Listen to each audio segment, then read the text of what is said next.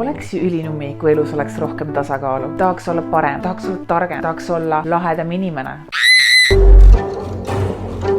Kui ülepanemine ja ülemõtlemine mind mainitust vaid kaugendab, siis järelikult tasakaal võiks ju olla see, mis mind sellega ühendab. Aga kuidas see käib? Räägi asjast, Tairi. Minu ja ka sinu kehas on üks selline tore süsteem ja selle süsteemi nimi on endokannabinoidsüsteem. Ma tean, väga keeruline nimi, aga püsi minuga. Endokannabinoidsüsteem ongi see süsteem, mis hoolitseb meie keha tasakaalu eest. Kui kannabinoidretseptorid on vähenenud, siis esinevadki sellised sümptomid nagu ärevus, unetus, depressioon, ärritunud soole sündroom, krooniline valu, migreen, vihajuhtimisega seotud probleemid. Kõik need on täiega sinu sõbrad. Ehk sa tahad süsteem oleks tasakaalus, selleks, et sina oleksid tasakaalus. Ja kuidas seda süsteemi siis tasakaalus hoida? Lubage tutvustada CBD kanepitee. Kanepi sees on toimeaine nimega CBD. Seesama CBD aitab kaasa meie keha endokannabinoidsüsteemi tasakaalust.